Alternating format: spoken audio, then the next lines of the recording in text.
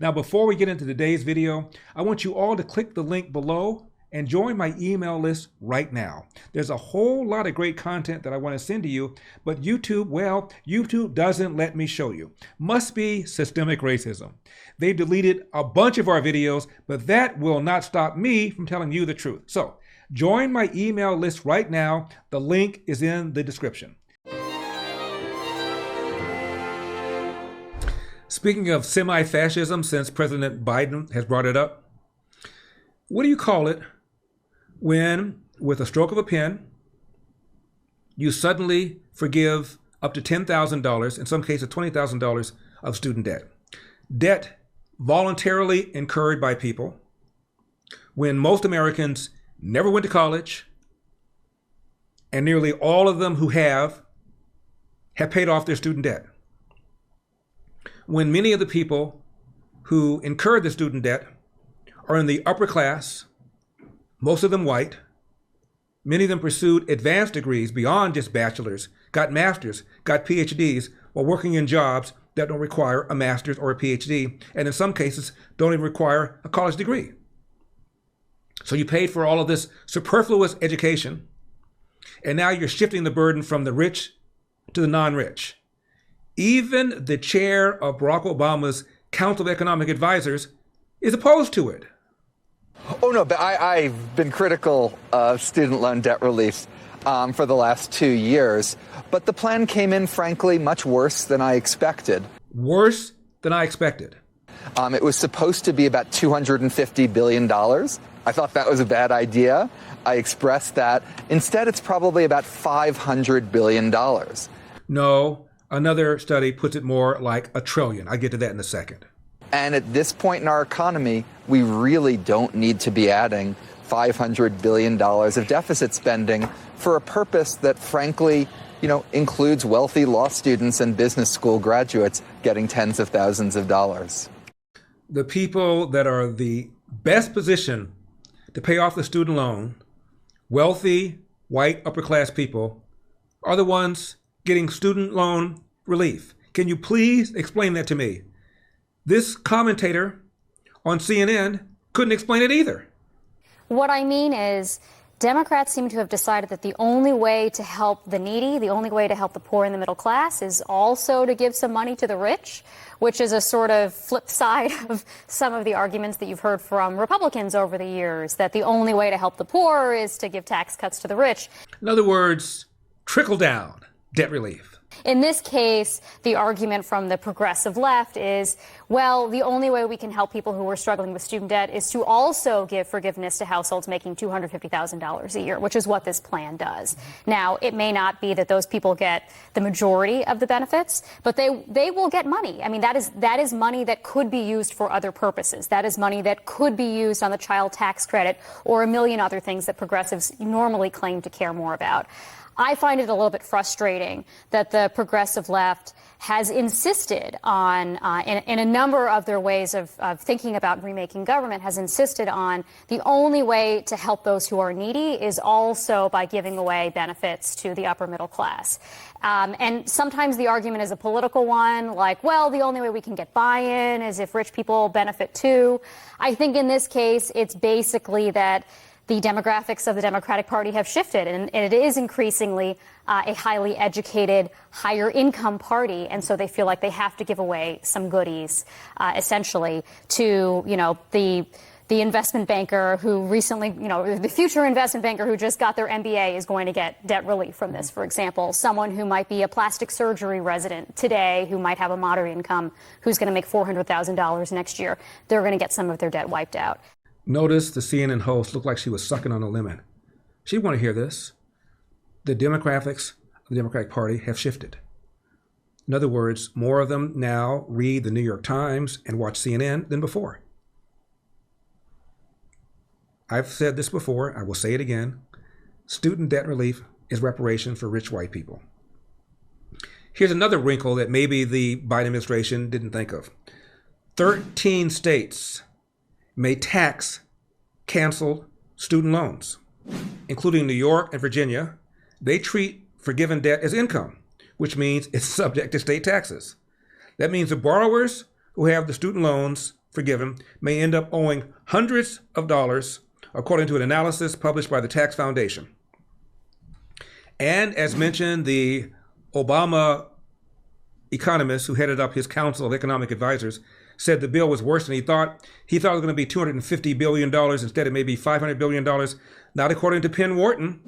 They say the cost could exceed $1 trillion. The largest potential cost driver, according to this study, is Biden's new income-driven repayment plan we don't hear too much about, which includes capping monthly student loan payments at 5% of a borrower's discretionary income and reforming the repayment guidelines to guarantee that no borrower who makes, quote, about the annual equivalent of a $15 minimum wage, close quote, will have to make any monthly loan payments. Debt cancellation alone will cost the United States up to $519 billion. Loan forbearance, which allows borrowers to temporarily stop paying, will cost another $16 billion. The income repayment plan will initially cost $70 billion. However, specific details have yet to be released, and the price may be much higher.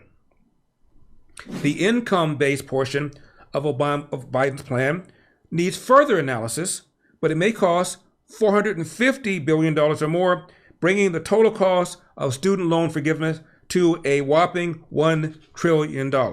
Now, remember, hit that like button, hit subscribe, and we post new segments of The Larry Elder Show every single day. And make sure in the description you hit click the button so that you're put on our mailing list. Why? Well, we are still being banned many times by YouTube. So videos that you otherwise would see, you're not going to be able to see unless you click the description below and you get on our mailing list. That brings us to MyPillow. As you know, the great Eldersky, the sage from South Central, the Prince of Pico Union, the czar of common sense, sleeps on MyPillow every single night. Even when I go on vacation, I take a little MyPillow with me because sometimes the hotel pillows. Also, if you go to MyPillow.com and use promo code ELDER, you're going to find a number of other products, including the MyPillow towels. They are the Giza Dream Sheets, the finest cotton in the world, and they come in different colors. Also, the My Towels, soft yet absorbent. Have you noticed a lot of towels look good, feel good in the store? You bring them home, they don't work, they don't absorb. These work, these absorb, and they look great. And don't forget the MyPillow, My Simplers. They feel very comfortable. I'm tempted to wear a pair on when I do the show, but I'm afraid I may fall asleep. So go to MyPillow.com, use promo code ELDER, or call the number on the screen, MyPillow.com. Riddle me this. Biden wants to reduce inflation, reduce gas prices, combat climate change, stem rising crime, protect our southern border. How does forgiving $10,000 in student loans for wealthy borrowers achieve that? I thought of something else too. I'm thinking outside the box here, so stay with me. You know how you can identify as a woman when you're a man, identify as a man when you're a woman? Rachel Dolezal, even though she's white, identified as black. Well, my mortgage identifies as student debt. Can I get an amen? If the mortgage on Martha's Vineyard identifies as student loan, could President Biden forgive Barack Obama's mortgage at Martha's Vineyard? Asking for a friend. I'm not making this up. Harvard's law professor Lawrence Tribe, after this executive order was issued, tweeted this, and I'm quoting, "Good news for thousands of my former students. I'm grateful on their behalf, Mr. President," close quote. This is a guy who's a professor at Harvard Law, arguably the most prestigious law school in America, if you don't count University of Michigan, where I went to school. Kids that will be making more money than your average non-Harvard law grad. And he's saying, oh, great, the burden has been taken off of my former Harvard law students who are in the position of paying off their debt probably easier than any other law students. What a relief. White supremacy. White supremacy. Sources say O.J. Simpson has written a letter to President Biden requesting that the Biden administration forgive the $96 million, which includes interest, Simpson owns the Browns and the Goldmans for murdering their loved ones. Now, is it even legal? Kind of a minor question to raise. Is it even legal? Here's what Speaker Nancy Pelosi said July 28 last year, quote, "People think that the President of the United States has the power for debt forgiveness. He does not. He can postpone, he can delay, but he does not have that power. That has to be an act of Congress," end of quote. Fast forward just a few days ago, here's what the speaker said, and I'm quoting her. "President Biden's bold action is a strong step in Democrats' fight to expand access to higher education and empower every American to reach fulfillment, especially if you're rich. By delivering historic targeted student debt relief to millions of borrowers, more working families will be able to meet their kitchen table needs," close quote. And you heard the pundit on CNN just say it wasn't targeted. Rich people get it too. Now here is what a man named Charlie Rose, not the talk show host, but this is the former Obama Department of Education General Counsel. Here's what he said May 7 last year, and I'm quoting.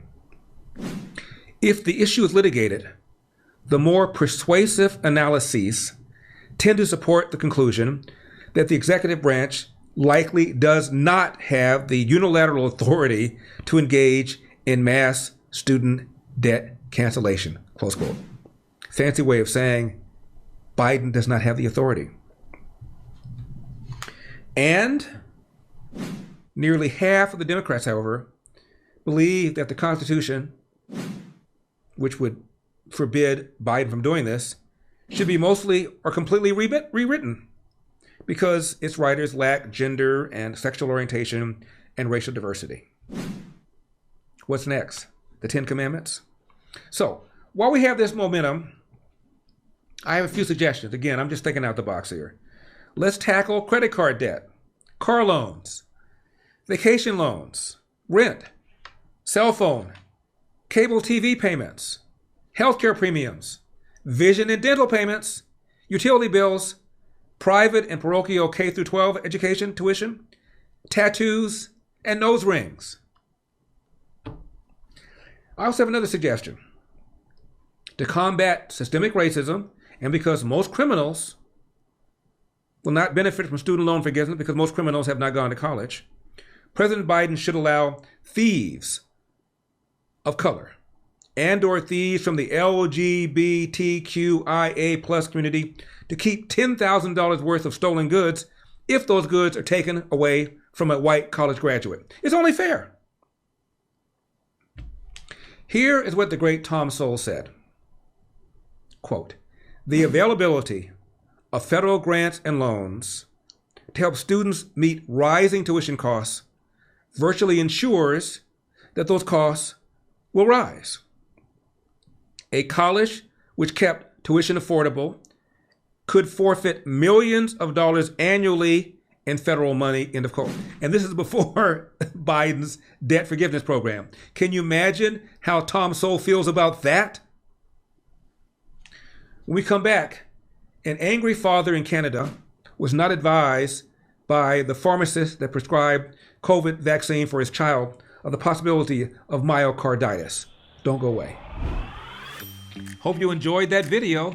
The full show is available to watch right now on Epoch TV. Just click the link in the description below to learn more, because we've got a country to save.